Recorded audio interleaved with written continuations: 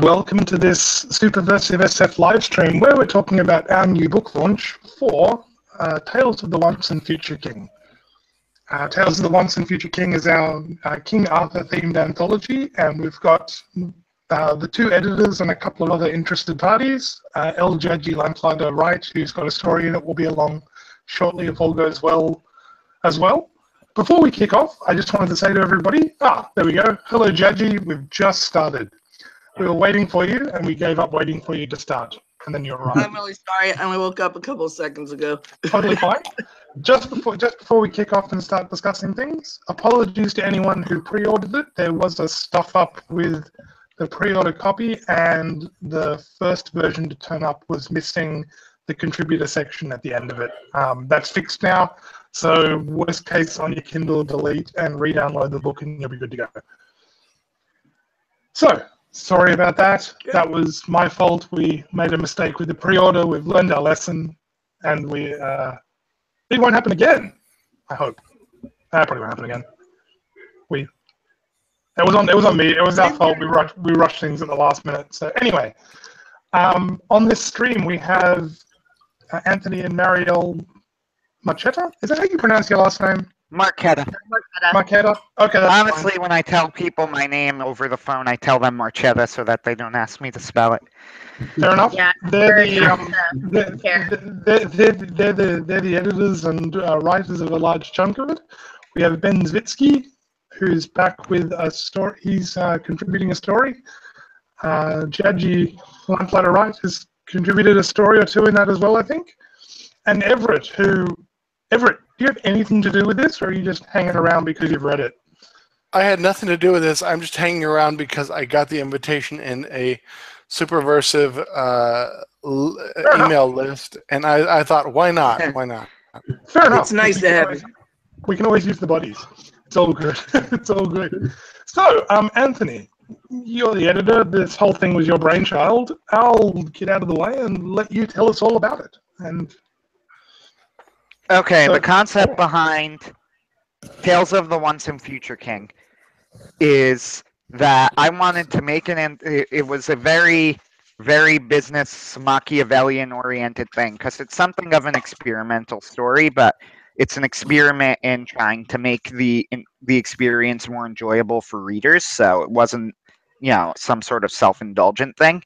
The idea behind it was that after God Robot, which was an anthology with a frame story, I said, okay, let's follow the logic here. Anthologies don't sell that great, but theme anthologies sell better than regular anthologies, and anthologies with a frame story tend to sell a little bit better than that. So what if we went a step further than that, and instead of just making a frame story like, God Robot was a framing device of somebody being interviewed, right?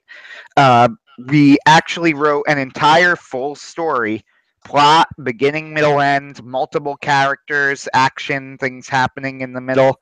And then we connected that with the stories that we received from the anthology. So we got 18 submissions, and we worked pretty hard weaving them into the plot at different points.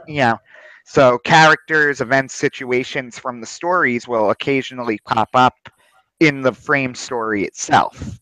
And that was the concept behind Tales of the Once and Future King. It was a way to try and get the best of both the worlds out of a novel and an anthology. If you don't like anthologies that much, then you have this ongoing narrative that you could follow. And if you want to experience a lot of different authors and different types of stories, then we have 18 of them.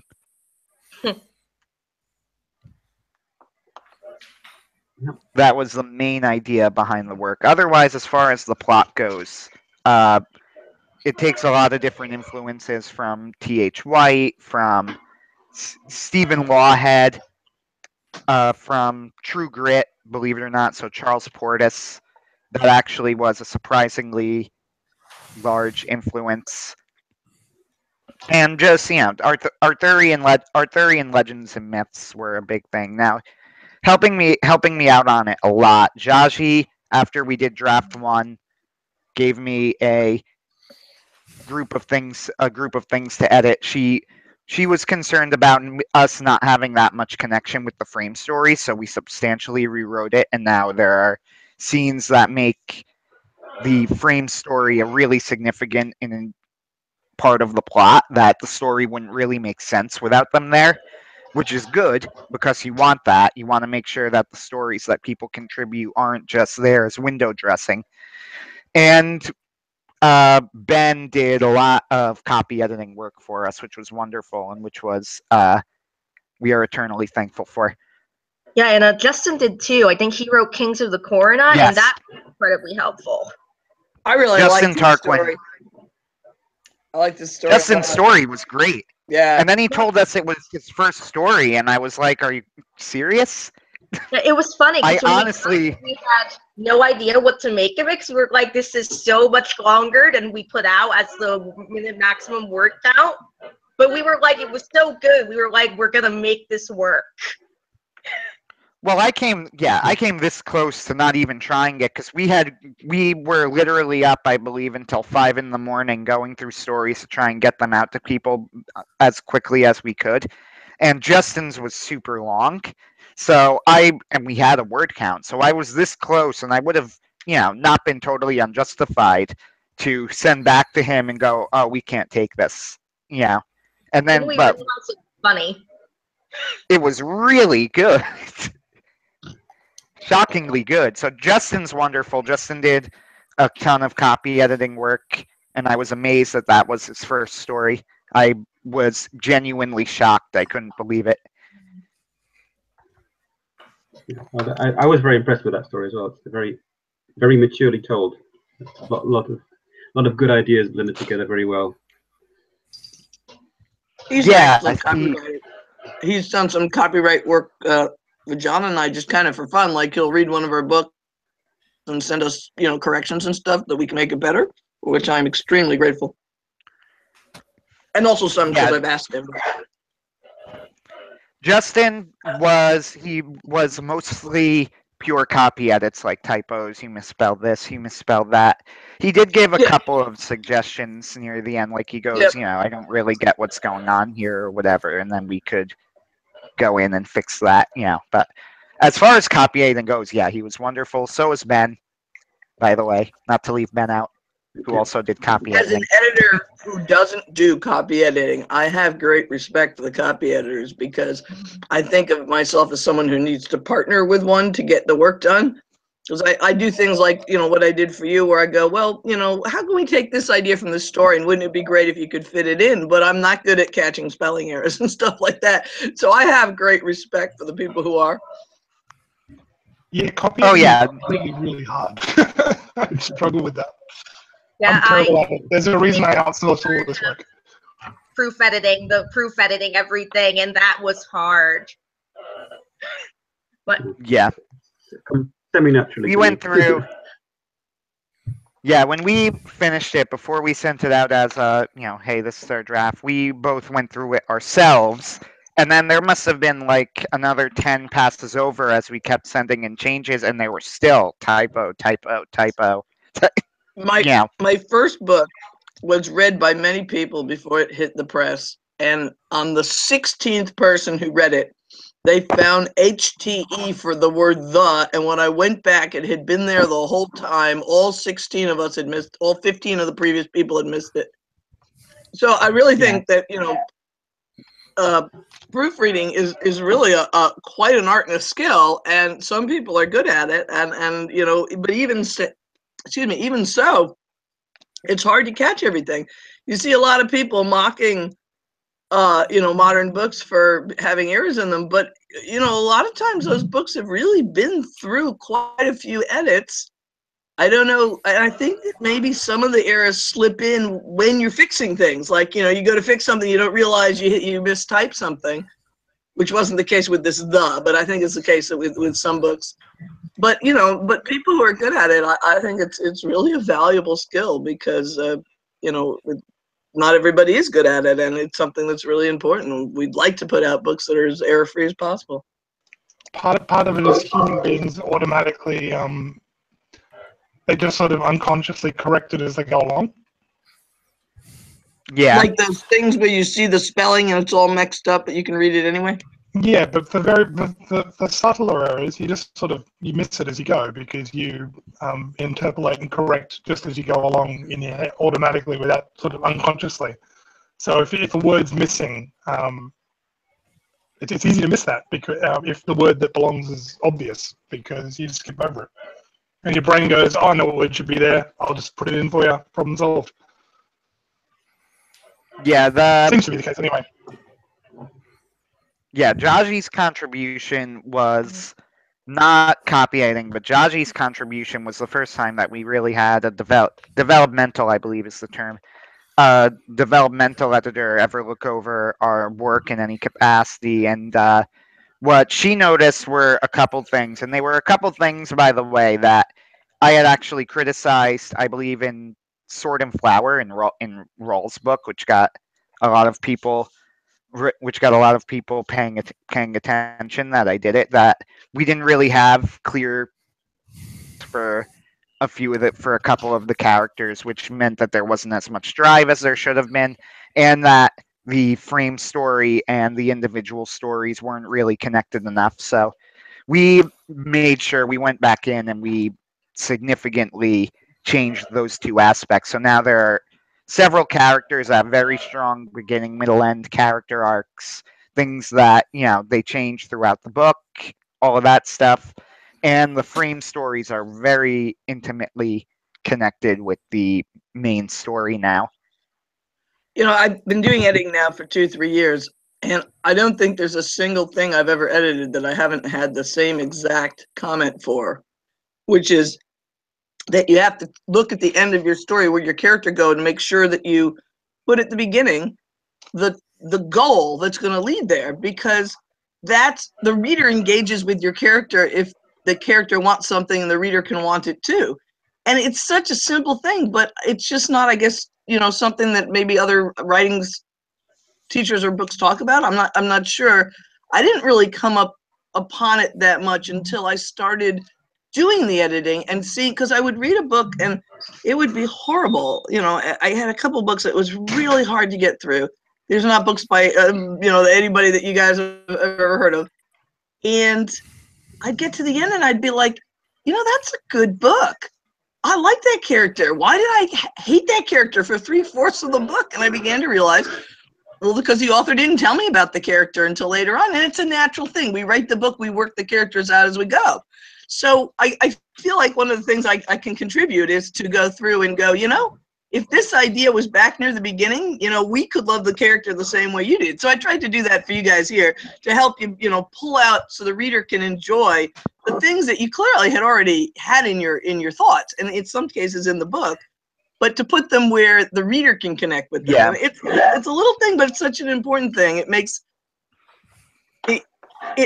it so that the reader is having the experience that the author wants them to have. It's not a matter of like saying, hey, you have to do things differently than you want. It's just a matter of, this is where you need to put this information so that the reader can get it. And when you do that, then the books become really enjoyable because the reader goes, oh, basically the character's goal acts like a map for the reader. So they can tell if the book is getting somewhere because they can tell if the character is, getting closer to whatever it is they want to do. And a character arc is that kind of thing. And then if they have an arc and they get to an end of the arc, then it's satisfying. Could be satisfying sad or satisfying happy, depending on, how the arc resolves. But there's a feeling of satisfaction because you've been waiting for this outcome to come, So it's kind of a simple thing, but it really makes a big difference to the book. So speaking of arcs, what does someone want to provide? Marielle, maybe, because you haven't spoken much. Yeah, let her talk. Tell us. Yeah, thank you. What can we expect? What can we expect from reading Tales of the Once and Future King? What is the arc of the story roughly, without spoiling the ending, I suppose? Well, actually, it sounds like it's a collection of short stories anyway, with an overarching frame story. So I don't think you can spoil the ending. Anyway, please tell us on why we should read this book. All right, so Tales of the Once and Future King. It's about 4 travelers on a journey to find King Arthur. And on the way, they get sucked into a quest to save the fiance of a forest lord from a group of evil vampires. And along the way, they meet the bard of King Arthur, who tells stories of the once and future king. So it's pretty much got something for everybody. If you like knights, if you like vampires, if you like any supernatural creature, we've pretty much thrown most of them in there somehow. I should make something clear about it since Marielle didn't mention it, though I know she knows it. Is that this book, and I don't know if it was clear in the first draft. I tried to make it more clear. I hope that came through, though I suppose time will tell if people can see it. This book is actually in the future. This is not King Arthur. Now, this is I call them Knights of Avalon because this is like a post-apocalyptic Britain that they're traveling through. And the King Arthur figure we really refer to as Pendragon, and his name is Michael, but we refer to him throughout the book as the Pendragon, so that it should be fairly clear that that's what we're talking about. But yeah, the idea was that, and we were going to create a post-apocalyptic fairy tale. So what they're doing when you summarize it, just like my sister did actually, when you summarize it very baldly like that, almost like four knights come and meet a king who's been banished from his city, and they go on a quest to rescue his fiancée who's been trapped in a tower, which is actually the case. She's trapped in a tower. That's like when you suggested that, I was like, oh my god, this is perfect. Because we were trying to figure out at first where she would be, and once you were like, oh, let's put her in the tower, it's like, I can't believe that we didn't think of that already. Yeah, so it's very much like intentionally, it's a fairy tale. You could follow the traditional tropes and stylistic elements of the fairy tale while, they're shooting at each other with guns and bows and arrows, and, they're riding stagecoaches through the desert wilderness of Britain and through the forests, because that was the other thing about it. I mentioned True Grit as an inspiration, which is mostly in the character of Maddie, who has a very similar name to Maddie Ross from True Grit, of course. And Maddie is, the whole thing acts very much like a Western. They ride stagecoaches, they get in gunfights, and people are chasing them on horseback.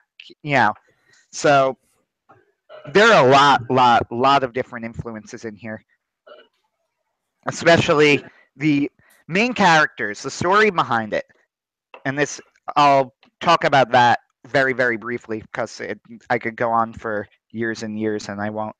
The story behind it is something that I've been working on for over probably like 2 years now, at least over a year and a half at most, or at least. And these four characters are part of a overarching story I called, as a working title that I'm still working on, called The Knights of Avalon. That was about post-apocalyptic Britain, and then supernatural creatures start popping up, and because King Arthur is returning, now that's Britain's hour of greatest need. There's a drought, invaders have come in. It looks like Morgan Le Fay is rising in the south again, and they go on this adventure. Maddie goes down south with the character of Bennett, who's in the story, and to go and find her father, who's been kidnapped, and they meet up with Lance and Gavin, who are in the story, who are searching for Michael Maddox, who's the new King Arthur. And then they go on this adventure traveling south to find him, and then the story goes from there. So this episode from Tales of the Once and Future King, I don't really consider it canon officially because I had to make a lot of changes to complete character arcs that would only be part way through in the full story. But in Tales of the Once and Future King, it was imagined as an episode on their journey to Wales in the south of Britain. So this is like it's really one small part of a larger story. It's as they're traveling, this happened to them. Yeah, and I actually remember that this part we're using, Matt told me, like, I think a few months ago, when you had been talking to me about the plot, and you said, I kind of want to throw in a Robin Hood type character they're going to meet, and he ended up putting in the book, but we kind of used that as the inspiration for what would happen in this. Oh, I didn't even remember saying that. Yeah, that when you talk about inspirations too, there's Stephen Lawhead is a big one. First off, because I wanted to do better than him, because he wrote a book called Avalon about the return of King Arthur into the modern day. And it was in like the modern day, they're going to vote away. The plot was they were going to vote away the monarchy. And then this new young king is revealed to be the successor to the throne, and he campaigns for it. And it wasn't a bad book, but I read it and I'm like, that's Britain's hour of greatest need. They're going to vote, in a democratic election, they're going to vote away the monarchy. And this is when King Arthur, who has taken Britain back from the Vandals and the barbarians and united it, that's his hour of greatest need in a valid democratic election. Gotta do better than that. Yeah. And by the way, I love Stephen Lawhead. And the whole thing in the middle of the book or at the beginning of the book when they arrive in the forest and they have a forest king there and they has his little forest village around him is actually taken pretty close to wholesale from his King Raven trilogy, which is his series of Robin Hood reimaginings, where Robin Hood actually lives in the middle of the Welsh forest with a little forest court of displaced people. And that's pretty much where I got the idea for my characters of Lord Brand and his little forest court. And Lawhead's wonderful. Lawhead's Pendragon Cycle and his King Raven trilogy are actually great. So even Avalon, which I was sort of unimpressed by, was a very fine book. I just thought that he wasted potential.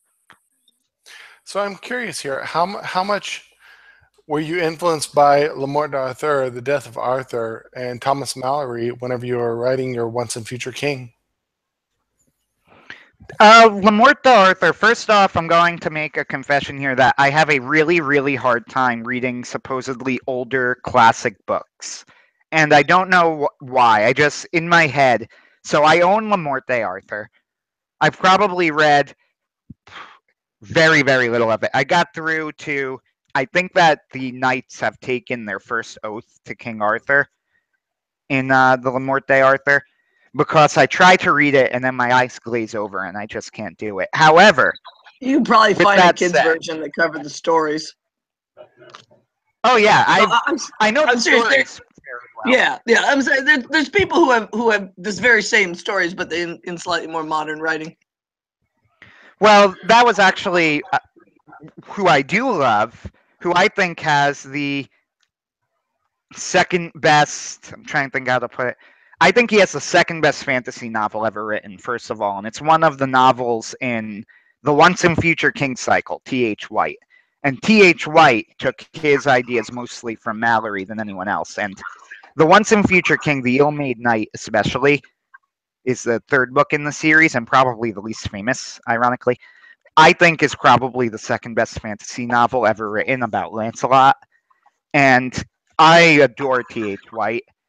And that was another reason the whole Knights of Avalon saga was that was another response I did, because I think that the fatal flaw of the Once and Future King, he mentions it in the final book in Arthur's very moving, reflections on his reign in the previous books. He realizes that he doesn't believe in original sin. So when all of this stuff happens, he has this belief that humanity is innately good. And that can only mean that the people who are doing this are innately evil. Because if there's, if man has no original sin, then people who are committing these horrible things, clearly, right, they got to be people who are not capable of redemption. And that's what I think the fatal flaw of the book was, that he didn't really leave a route open for redemption. Hence, at the end of The Ill-Made Knight, there is a scene, once again, it's a very moving scene. So when I'm criticizing this, I'm criticizing it all relative, where a knight dies in a joust, and Lancelot, who is deeply ashamed of himself, everybody else thinks he's great, but he knows that secretly he's a horrible person, which he is, by the way, which is part of T.H. White's skill that you really like him, even though even he admits that he himself is a horrible person. And he comes out and he heals the man, brings him back from the dead. He performs a miracle, and you're only supposed to perform a miracle if you're sinless. And I think that actually it's a very moving scene, but it also kind of illustrates the big problem with T.H. White's philosophy, in that when Lancelot does this, he doesn't actually repent of his sins. He doesn't apologize. He doesn't do anything to make up for it. He is able to perform this miracle even though he hasn't done anything to try and make up for any of the mistakes and horrible things he's done throughout the book. Because T.H. White, I don't think, really has that in mind almost as a possibility. Lancelot is innately good.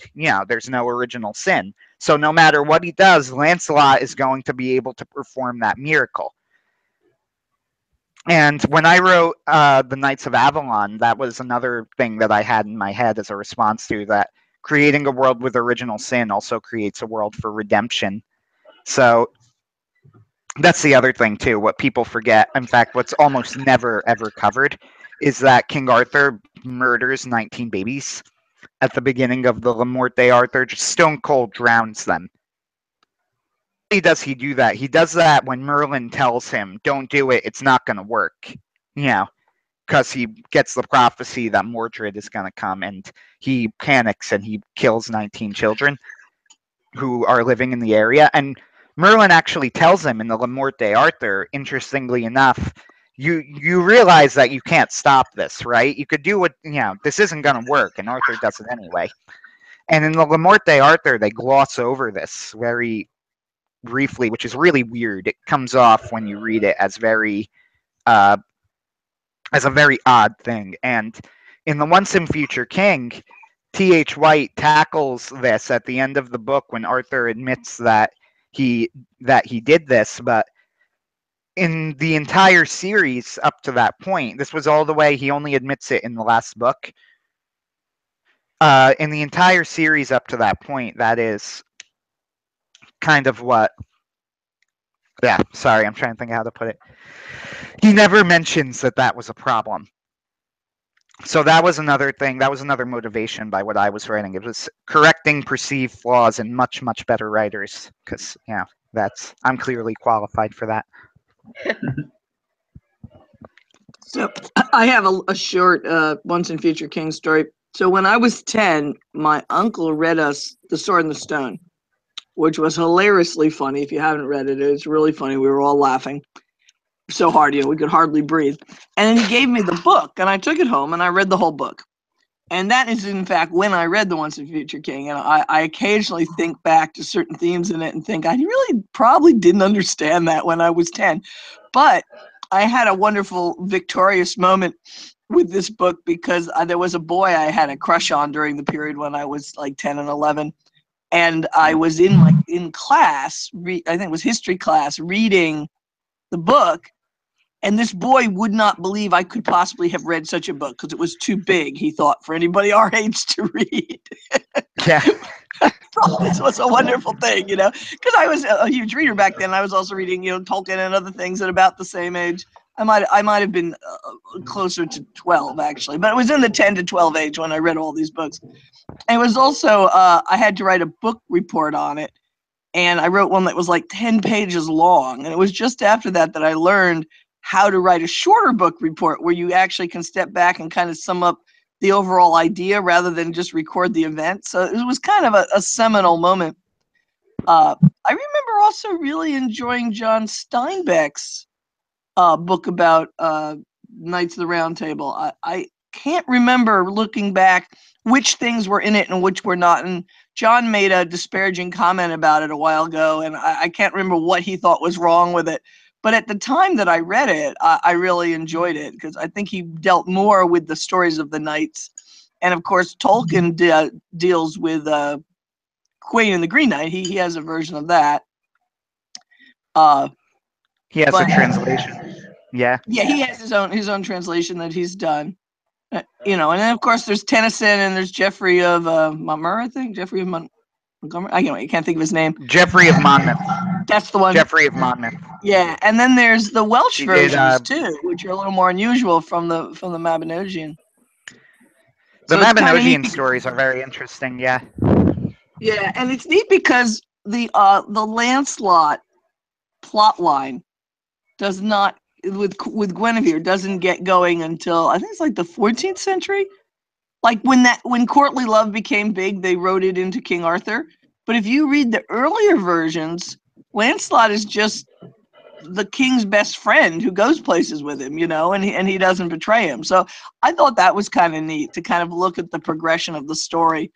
And now, as you say, in the modern day, we have, a whole bunch of different ones, including now we have ours. And one of the neat things in that we haven't mentioned I think Muriel mentioned it a little bit, but when you're reading the stories in Tales of the Once and Future King here, our new anthology, the guidelines that we were given was you can write King Arthur in any setting you want. So it was really interesting to see some of the things people picked. Some of them are indirect, and the Arthurian influence is distance, but it's kind of almost as if it would be in the same world as an Arthurian influence. Others are very, or they're just symbolic. Others are very direct, but they take place, in a steampunk background or something. And I just thought it was really interesting how varied people's ideas of the influence of King Arthur coming in could be, and it makes it quite interesting for anyone who's interested in the theme to see how so many different people brought out so many different qualities of what Arthur and his people and his legacy mean. Oh, Yeah, absolutely. And Go ahead, Mario. I remember when we did the same thing during God Robot. Honestly, it's way harder for us, but also way more fun because we kind of are like, you guys do whatever you want, and then we'll take it. It's almost like putting a puzzle together. Like, okay, we have this story where Arthur is now in like a band, and it's like a modern day, they're at some bar and they're doing a battle of the bands, and then we have one where it's steampunk and they're fighting monsters, and it's like this dystopian world, and we were kind of look like here. We were like, okay, what are we going to do? How are we going to make these part of the same universe? Yeah, the one thing, Mario's right, after I was blathering on and on about our frame story, one thing that I should mention is that the contributor stories, we have an astonishing variety of stories. She mentioned the Battle of the Bands at Raventree, which was literally King Arthur, except that the events of King Arthur happened at a Battle of the Bands. That was, they have the characters there and everything. And we had Jaji's story, which was like Lovecraftian fiction, which I thought had that wonderful ending, which I can't really spoil because it's the ending. And we have so many other things in between. We have stories set in space. We have stories set in the modern day. One of the cooler ones was about King Arthur. It's heavily implied that King Arthur is this girl's uncle. Like that. In the modern day, her crazy Uncle Arthur shows up at the house talking like a medieval, like he's a medieval knight or a medieval king. And which was an excellent story. I mean, we only pick them if we think they're excellent. So we're going to say that about all of them. But when he comes over, and it was really interesting because she doesn't actually say whether or not that's really King Arthur or not, but I thought it was hinted at that King Arthur just happens to move into their attic room, and then they live with that. I mean, it was as if he woke up in the modern day and he was King Arthur, but they just didn't necessarily believe it. I thought it was rather cute. What I liked about that story specifically was that when Arthur is adjusting to the modern world, I thought that it was good that she didn't make him a total joke character. That he has one comment about her walking through a door. He holds a door open for her or something, and then she goes, or no, it was he sees her that she's wearing pants, and women don't wear pants, right? And then later she's walking through a door and he doesn't hold the door open for her. And she looks at him and goes, "Why aren't you holding open the door?" And she said, "Well, you're dressing like a man and you're acting like a man, so you're going to be living in that world, and that's what's going to happen." And I thought it was interesting that they didn't really dwell on Arthur as a sexist. They dwelled on him as, okay, now that I know what the mores of this time are, then I'm going to adjust how I act according to that. And it was one of the things we had actually stipulated in the guidelines. One of our very few stipulations was we don't want to hear things about how, that era was so terrible and sexist and whatever, and we want the characters treated with respect. Yeah, And I thought she did a good job with that. I remember there was actually a story. It was like probably one of the first ones we got that we actually both loved, but we rejected it for that reason. So that did end up coming into play a couple of times with some of the stories that didn't make it in, that we loved them, but we were like, we weren't sure if they really fit the philosophy of the book we were going for. It was one of very few guidelines, because we had a huge variety in word count. We went like 500 to 10,000 words. And we have, what's funny too is that Josh mentioned to me, my story takes place all the way at the end of time, and I mentioned the Nightland. And I said to him, you want to know what's funny is that Jaji's story actually ends slightly after yours. He was like, how could that possibly be? Yeah, he specifically wrote it. He goes, "Oh man, I wrote this story like so far in the future. It's the end of time, and he's in Avalon and fighting, And I said, believe it or not, your story ends before Joshy's story ends. I think Josh said foiled again by a right. Was his comment. The other thing that he and John have a kind of ongoing rivalry of trying to make larger and more impressive religious computers. So that was what he meant by that. And then we go. Oh, sorry. Go ahead, Mario. Oh, thank you. The other thing I really loved about the submissions we got is, I think, besides just the diversity in terms of like the genres and everything, is that they really put the envelope of what you would consider a young adult story. Because when you think young adult, I think people have a certain idea in mind with like this trend with like Divergent, Hunger Games, and everything.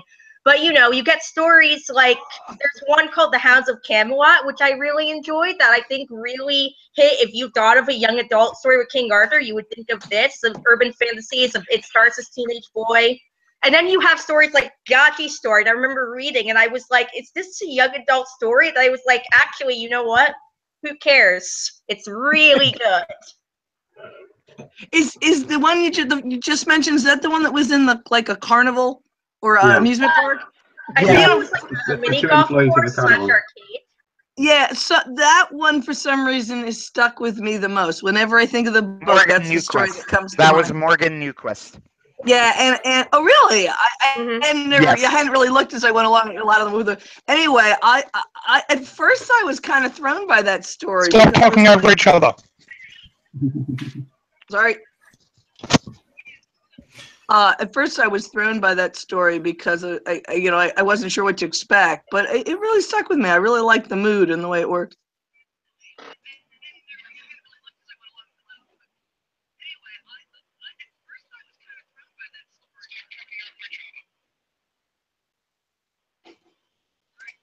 It's all right. Just one at a time. Sorry. Hang on. Let me fix it. I muted everybody. It's all good. Oh, okay. One at a time.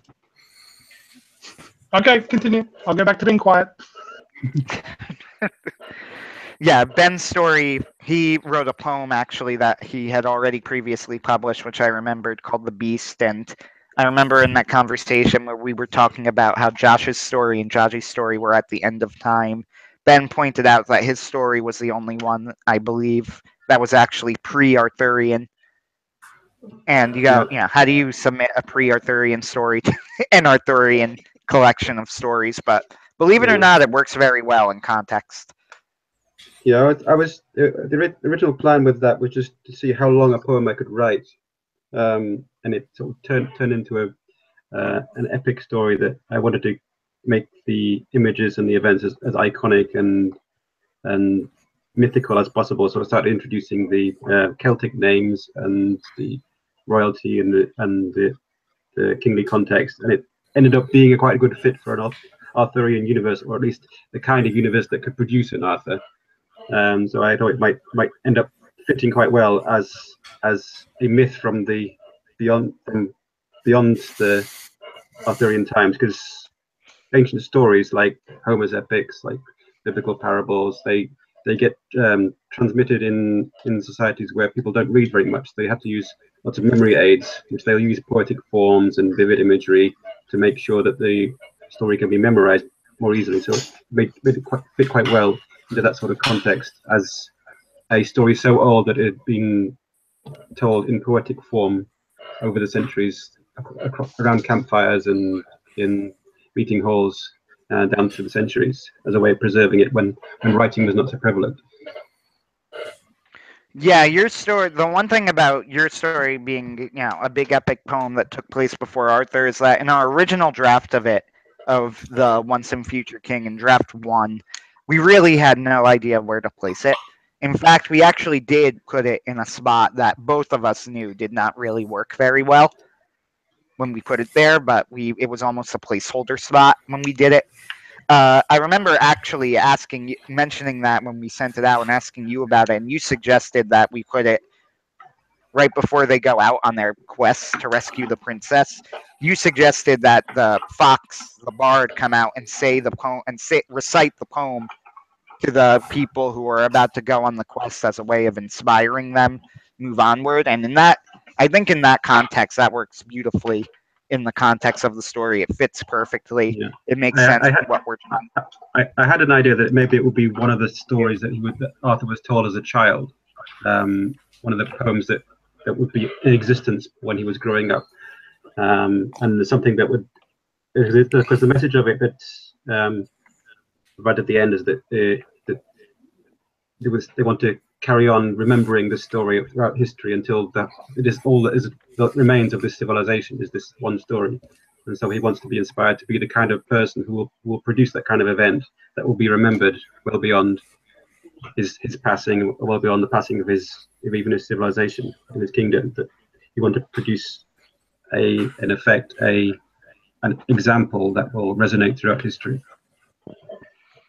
Yeah, because when you put it like that, when you put it in that way where we were thinking of it suddenly as something like told as an inspirational tale and with those themes, all of a sudden it kind of hit home to us that it actually really fit what we were trying to do, the themes of the entire work, and it clicked into place big because that's one of the major themes of this. Because when I add these characters, one of the characters who Lance, I mentioned at the beginning of it, I make a specific point with a story by Peter Nealon, who submitted it later on about Taliesin and about a quest. In Peter's story, he talks about like a young knight who, trying to remember exactly how it went. It was about a young knight who wanted to go, or a young man who wanted to go and be a knight of King Arthur, and he meets Taliesin, and Taliesin tells him the story of a very little known knight who died rescuing an old lady who died the next day. And when I read that, and I thought it was perfect as like an establishing shot story for our work, which was what was intended. And then one of my characters of Lance, I try and make a point, is very strongly affected by this because the idea behind the character and what he's doing is whether or not he knows he's doing this for the right reasons. Is he doing it to be a hero, or is he doing it for glory, or is he doing it to do the right thing? And then when you mention that with the beast as inspiring a tale that's going to be told generations to come, it kind of fits that same idea because, you do this stuff because it's the right thing to do. You do this stuff. They're on this overarching quest and they're stopped and they're said, "Can you help me out?" And they ultimately say yes because they hear that story and they think it through and they realize that if they're supposed to be Knights of Arthur, well, that's what Knights of Arthur do. They help people out who need it. you go on quests. And that was why I thought the Beast, where you gave the idea to put it, I thought it worked really well, because it gave that same idea that this is what you do, this is why you do it, that you're a Knight of Arthur, and your job isn't just to, carry forward the plot of the story, I guess, but it's also to help people. That's what being a knight means. Yeah, I think once we. I'm sorry, Ben. You go ahead. No, it's okay. Hmm? You go ahead. Or I think in general, once we start thinking of the stories in terms of themes and not what they were about, it got a lot easier for us. Because originally, like Anthony said, in like the first draft, like 90% of how they were in there were basically something happened, and then they heard this bard rehearsing like his theater troupe. That was kind of the frame device we used to tell all of these stories. And they would do like 3 or 4 of them in a row, and then they do something else, and maybe occasionally the character would tell them the story as a reference to the thing. But we found the problem when we got into really editing it was that most of them had absolutely nothing to do with the actual plot, and then you would read them and you get sucked out of the actual plot for 3 or 4 stories, and you'd go back in, and it was very disjointed. Yeah, because the point of storytelling is, the original point of storytelling was to preserve the memory, preserve good examples, to inspire people to emulate their heroes of the past. And so factoring that into your frame story made it much more powerful, because it means it's more true to life. Of the reason why people tell stories is to inspire, is to uplift, is to give hope where hope seems all lost. And another thing I really enjoyed about the frame stories was the way that the most vivid moments and actions and points from the individual contributions actually feature in the conclusion, in the climax. They're not just incidents that are told and then forgotten, but they actually return to the overall plot and make a big difference. And I thought that was very well done. Thank Jaji for that. That was like all her reading it and going, hey, why don't you, I thought that was what was going to happen. That was all Jaji pointing out that we really should have done that from the start, which she was correct about. But it's true that looking back on it in retrospect, not if I'm not going to be modest here, and why would I? I wrote it. When I look back on that frame story, probably my favorite parts that in the story were ones that were added in draft 2 after Jaji told us to contribute more from the individual stories. Like, one thing that I bet you when people read it will be really surprised to hear is that vampires were not in draft 1. There were no vampires. Yeah. There were no vampires in the story. There were stories with vampires, which is where we got the idea to add vampires to the frame story. In fact, there were 2 stories with vampires, which is the reason that we thought, we have multiple stories featuring this, so it would make sense for it to appear in the frame story. There were multiple stories with the vampires, but there were no vampires in the main story. In fact, I don't think there were any. Come to think of it, I don't think there were any outwardly supernatural elements at all. And then now when you read draft 2, and I don't even know if you could call this draft 2, because we wrote draft 2 and then kept tinkering. So now when you read this final draft, vampires are an integral part of the plot. In the climax, there's like a sword fight. There's all sorts of stuff going on with them. And you would almost be like, how could you even have done this story without that? Like, how would it make sense? Yeah, I'm really glad to hear that, because that's what I was hoping you guys would, do. That makes the stories integral part if there's, a play back and forth between the stories and the main thing. And I thought, I think that's just a great idea. And it's a little different than other people's anthologies. And I'm really hoping, that readers catch on to that and are amused and delighted by it. Yeah, that was the idea too, that it was going to be something that was really different. Like I said at the beginning, I think of it as an experimental thing, but not an indulgent experimental thing. In fact, I would definitely say it wasn't indulgent because we had a devil of a time writing it. Mhm. So it was honestly would have been easier for us if we did just do a standard, like I did with God Robot, a standard frame story. Yeah.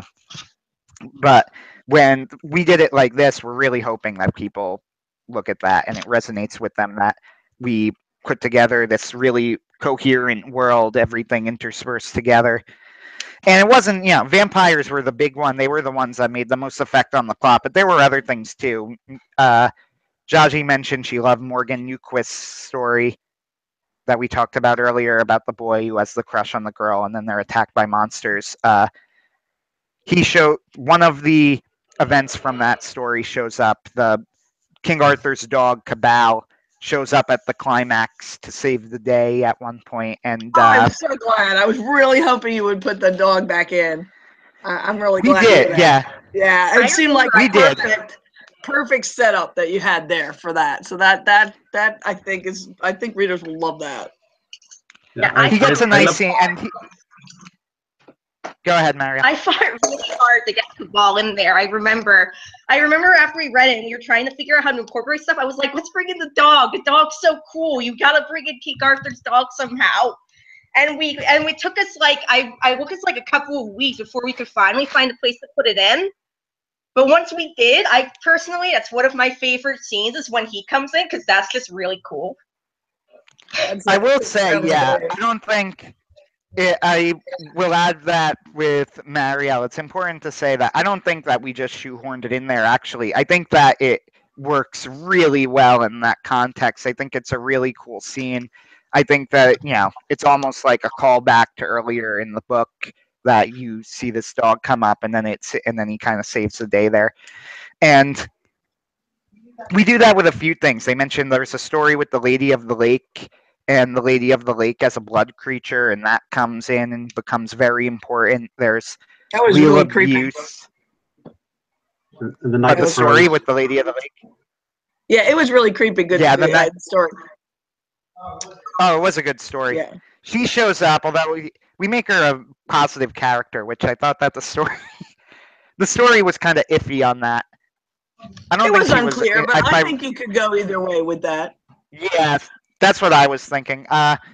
We had that, and we had the Night of Crows. Ben mentioned Leela Buse's Yeah. story, which is one of my favorite stories in the whole thing. I loved the way that she did it, where she had this very clever method of having them talk in a medieval style, but at the same time, when they were thinking and they were doing narration, it was in modern style. And I thought when I remember reading it and going, that's a really clever device because it helps people understand what's going on while having them talk as if they're from, without having it be anachronistic when they're speaking. That was Leela Buse. She wrote The Night of Crows, and The Night of Crows features very heavily in Maddie's character development in the climax of the story. And again, after you told us to incorporate things, what was interesting is how this actually solved a lot of problems. So many of this stuff was a very natural fit. Like yeah, the night of I'm not surprised to hear that because there's two things involved. One is it's just satisfying when the stories become almost like clues. But the other is that you had this nice framework, but it was almost like it was a framework just kind of waiting to be filled in.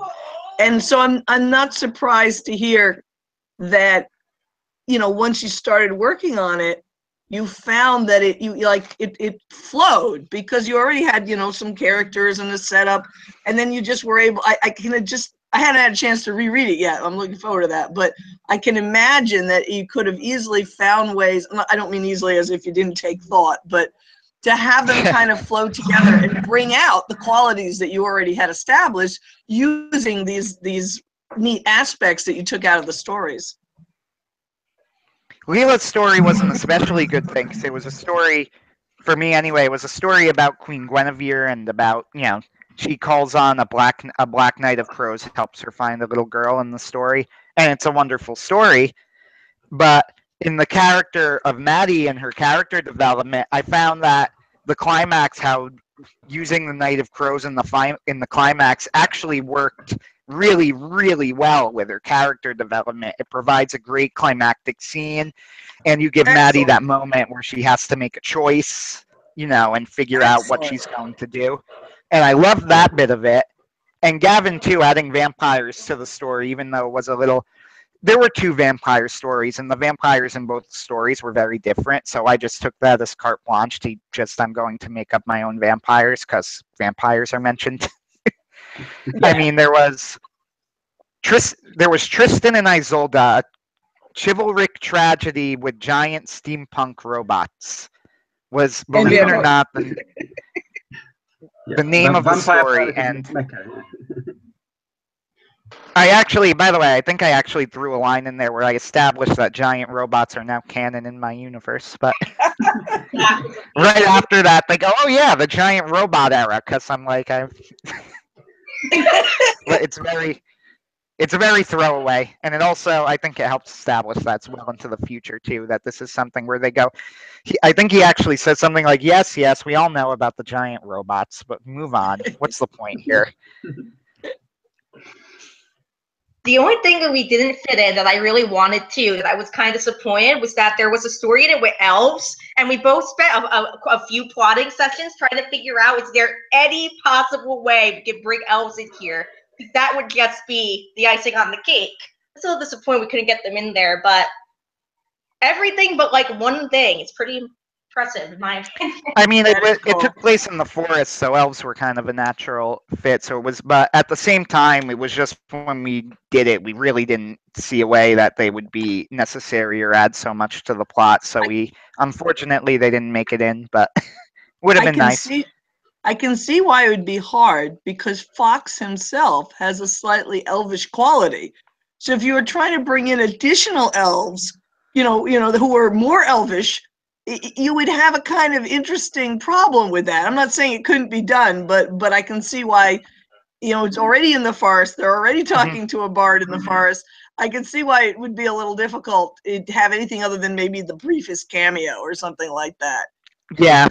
I fell in love. I wrote Fox specifically for this, other characters I had in advance, and I love Fox. Fox ended up becoming one of my personal favorite characters. I liked him too. I loved writing him. He was a very easy character to write because he would pop up behind people randomly and then kind of start speaking in riddles, and which made him very, very fun to write.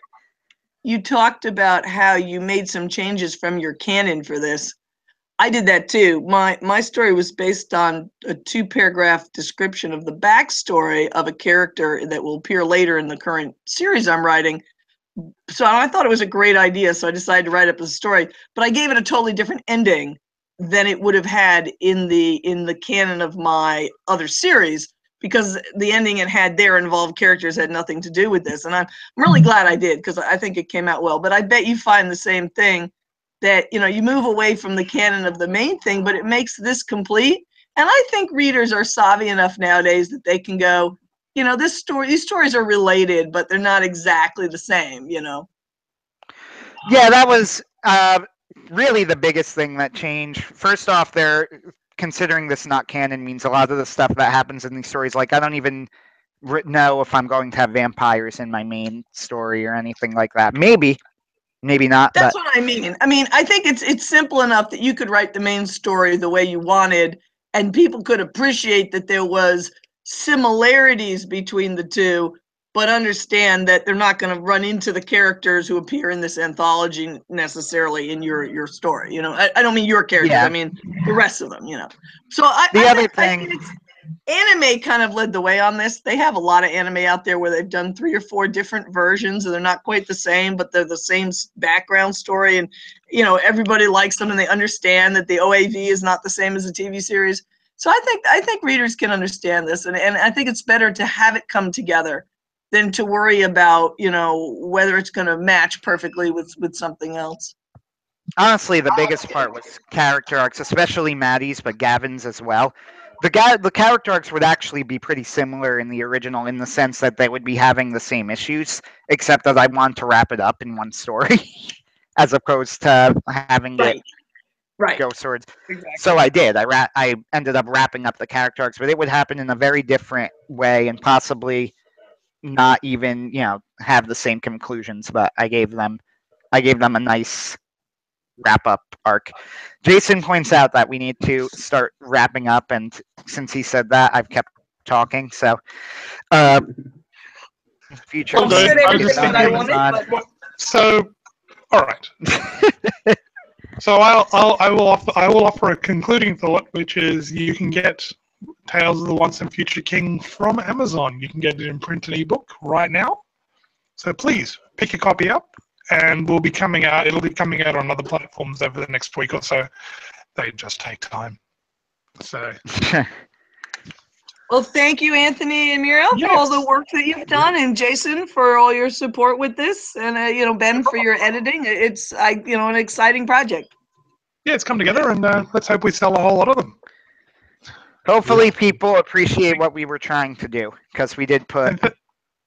Lot We of were work. trying to do We'll see what something. Yeah, and this song I wrote I was trying to capture the different motivations for telling the Arthurian stories in the song, so that was fun. Oh yeah, the song. Ben, is That was that- incredible.